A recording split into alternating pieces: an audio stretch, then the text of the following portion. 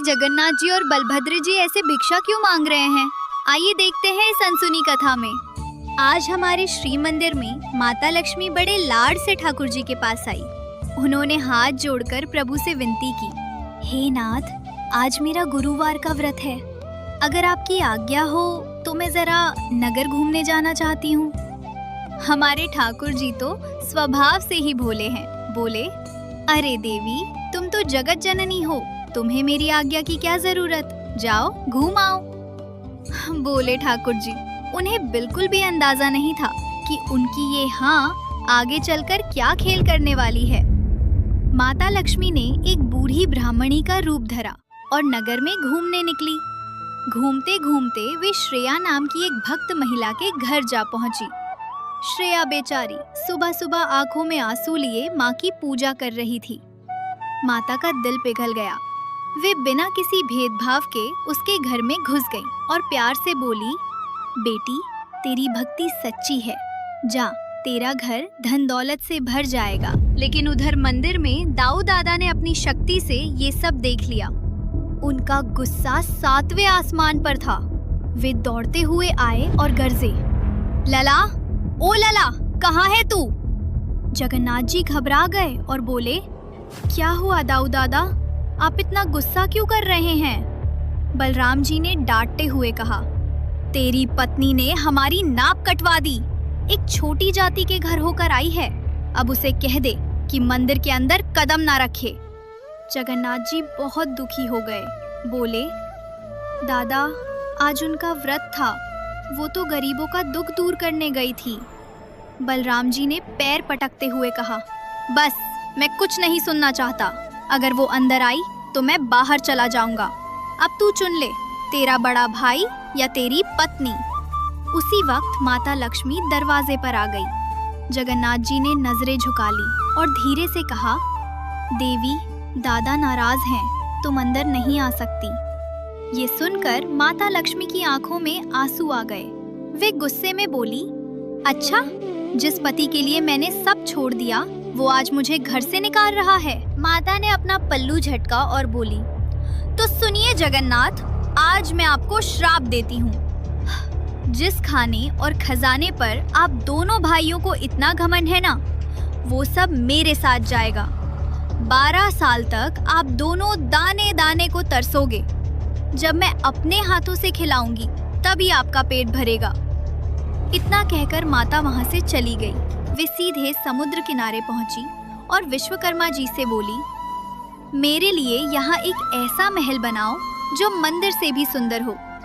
इसके बाद उन्होंने वेतालों को बुलाया और हुक्म दिया, जाओ, मंदिर खाली कर दो। राशन, पानी, गहने और वो गद्दे भी उठा लाओ जिन पर वो दोनों भाई अकड़ कर सोते हैं। वेताल डरते हुए बोले, माता, अगर प्रभु जाग गए तो? माता आराम से बोली, फिक्र मत करो, मैंने निद्रा देवी को वहां भेज दिया है। अगली सुबह जब दोनों भाई सोकर उठे तो नजारा ही कुछ और था। बलराम जी ने अपनी कमर पकड़ी और चिल्लाए, अरे लला, ये मेरा पलंग कहाँ गया?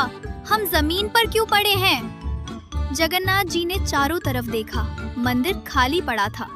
वे मुस्कुराए और बोले, दादा, लक्ष्मी गई तो सब ले गई। बलराम जी ने मुंह बनाया और कहा, जाने दे, एक औरत के जाने से हम भूखे थोड़े ही मरेंगे। हम मर्द हैं, अपना खाना खुद बना लेंगे। चल रसोई में। वे रसोई में गए पर डिब्बे खाली थे। बलराम जी हैरान रह गए। बोले, अरे, भंडार घर देख।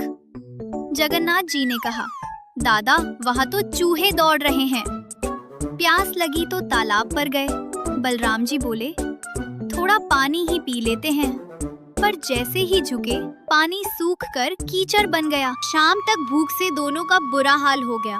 बलराम जी थक हार कर बोले, चल लला, अब तो भीख मांगना ही पड़ेगा, भेष बदल ले। फटे पुराने कपड़े पहनकर दोनों भाई नगर में निकले। दरवाजा खटखटाकर बोले, माई, 2 भूखे ब्राह्मण हैं, कुछ खाने को दे दो। पर माता सरस्वती ने लोगों का दिमाग फेर दिया था। लोग उन्हें भगाने लगे, भागो यहाँ से, तुम तो चोर लगते हो। एक जगह किसी ने चावल दिए तो बर्तन गायब हो गया। एक योगी से फल मांगा तो उसकी टोकरी खाली हो गई। योगी ने डांट कर कहा, अरे भागो, तुम तो लक्ष्मी के दुश्मन लगते हो। तुम्हारे साए से मेरा फल भी गायब हो गया। जाओ उस समुद्र किनारे वाले महल में, शायद वहीं कुछ मिल जाए। गिरते पड़ते दोनों भाई उस महल तक पहुँचे।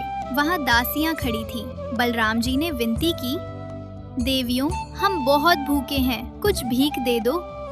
दासियाँ हंसकर बोली, शक्ल देखो इनकी, चोर कहीं के। बलराम जी ने अपमान का घूंट पिया और कहा, देखो, हमें पका हुआ खाना नहीं चाहिए, हम ऊंची जाति के हैं, बस कच्चा सामान और लकड़ी दे दो, हम अपना खाना खुद बना लेंगे। सामान मिल गया, दोनों ने चूल्हा बनाया। बलराम जी बोले, लला तू सब्जी काट, मैं आग जलाता हूँ।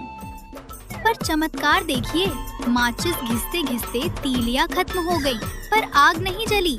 चारों तरफ सिर्फ धुआं ही धुआं था। धुएं से बलराम जी की आंखें लाल हो गईं। भूख के मारे उन्होंने हांडी पर लात मारी और रो पड़े। वे बोले, धत्त तेरे की, नहीं पकता हमसे।